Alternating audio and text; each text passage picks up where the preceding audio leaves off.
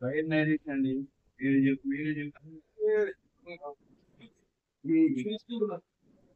బాగా అభిమాని మీకు డాక్టర్ స్వామి మీకు బాగా వింటుంటాం.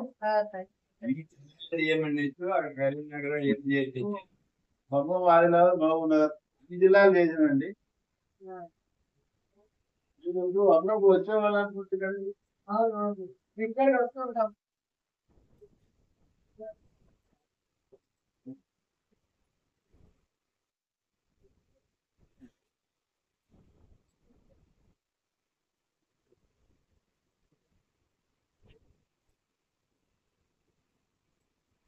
జై భీమ్ జై ఇన్సాన్ మిత్రులారా, మేము జ్ఞాన గృహ సందర్శన GGS అనే ఒక ప్రోగ్రామ్ ని తీసుకొని మా బాబాజాల బంధువులందరినీ వెతుక్కుంటూ జ్ఞానంతో కూడిన గృహాలను సందర్శించడం అనే లక్ష్యంతో బయలుదేరాము.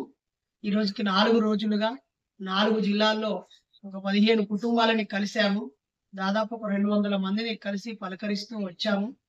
దీని ప్రధాన ఉద్దేశము మన ఆలోచనతో ఉన్నటువంటి వ్యక్తులను కలవడము, వ్యవస్థలను కలవడము, సంఘాలను కలవడము, వాళ్ళ ఇంట్లో ఉన్న పుస్తకాల గురించి తెలుసుకోవడం, వాళ్ళు పనిచేసే సంఘం గురించి తెలుసుకోవడం, వాళ్ళ కుటుంబ క్షేమ సమాచారము, వాళ్ళ పిల్లలతో మా పిల్లలకి అనుబంధాన్ని ఏర్పాటు చేయడం, ఒక మానవ సంబంధాన్ని పునరుద్ధరించి నాస్తిక హేతువాద మానవవాద ఆలోచనతో ఉన్న వాళ్ళందరినీ ఒక హ్యూమన్ చైన్ రిలేషన్ కోసం ఈ కార్యక్రమం పెట్టాము. అందులో భాగంగా భద్రాద్రి కొత్తగూడెం జిల్లా భద్రాచలంలో బాబాసాహెబ్ అంబేద్కర్ సెంటర్ లో బాబా బోధిసత్వ బాబాసాహెబ్ అంబేద్కర్ హాస్పిటల్ ని సందర్శించాము. పెద్దలు డాక్టర్ భానుప్రసాద్ గారు మమ్మల్ని సాధారణంగా ప్రేమతో ఆహ్వానించారు. అలాగే సత్యం గారు భోజనానికి ఆహ్వానించారు. ఇటీవల 1060 మందితో 3 రోజులు విశాఖపట్నంలో జాతీయ మహాసభలు జరిపాము. అనివార్య కారణాల వల్ల సారు రాలేకపోయారు. ముందుగా సార్ని ఆహ్వానించాము. ఆ సభల విజయవంతాన్ని ఉద్దేశించి, అలాగే ఇంటింటికి గ్రామాలు అలాగే ఇల్లులను సందర్శించడం పైన సారు తన అమూల్యమైన సందేశాన్ని వదిలిపోతుంది. వైఎన్ నరేష్ గారు ఇట్లాంటి కార్యక్రమం తీసుకున్నందుకు చాలా సంతోషం. తమకిచ్చిన సెలవుల్లో పిల్లల్ని, వాళ్ళ అమ్మగారిని, మిగతా స్నేహితులను తీసుకుని భావసారూప్యత గల వాళ్ళతో కలిసి కుటుంబాల పరంగా అవగాహన పెంచుకునే ఇట్లాంటి కార్యక్రమం చాలా బాగుంది. ఇట్లాంటిదే మేము ఇంతకు ముందు కుటుంబాల కలయిక కానీ ఇట్లాంటి సెలవు రోజుల్లో, సంక్రాంతి సెలవులు, దసరా సెలవులు, మరే పండగ సెలవు రోజుల్లోనూ ఇలాగే పెట్టుకునేవాళ్ళం ఆ రోజుల్లో. అయితే మేము అప్పుడు ఈ ఉద్యమం స్ఫూర్తి ఇప్పుడు లేదు, కానీ మళ్ళీ అట్లాంటి ఉద్యమాన్ని మళ్ళీ వైఎన్ నరేష్ గారు చేశారు.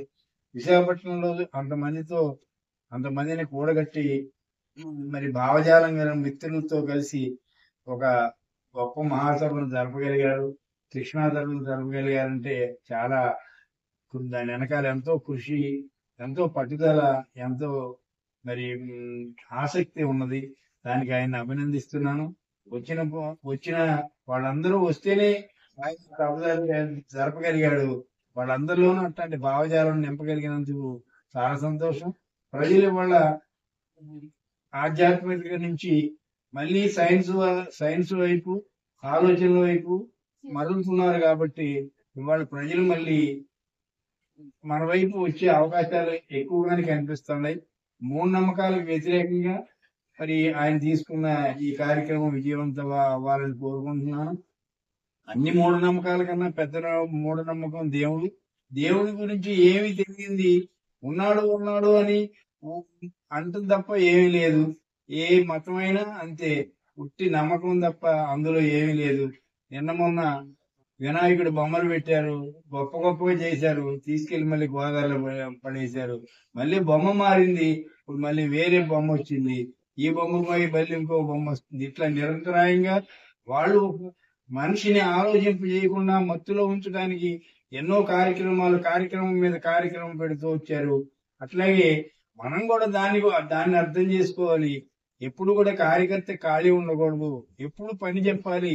అతను పని లేకపోతే మళ్ళీ ఇంకో పని ఉన్న చోటికి వెళ్ళిపోతాడు.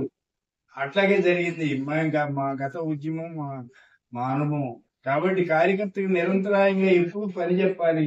అట్లా పని చెబుతూ మనం పనిలో ఉంటూ కార్యక్రమం నడిపితే ఏ ఉద్యమం అయినా ముందుకెళ్తుంది. వైర్ నరేష్ గారు సొంత సంపాదన కోసం కాకుండా ప్రజల్ని ప్రశ్నించే వైపు మరలించాలని, ఈ మూఢనమ్మకాల నుంచి బయటపడేయాలని మరి ఆయన హోల్ టైమర్ గా ఈ ఉద్యమాన్ని నెత్తినెత్తుకుని చేస్తున్నందుకు ఆయనకి, ఆయన కుటుంబానికి, మరి మిత్రులందరికీ, ఆయనతో పాటు ఉన్న వాళ్ళందరికీ కూడా అభినందనలు తెలియజేస్తున్నాను. జై భీమ్. జై భీమ్.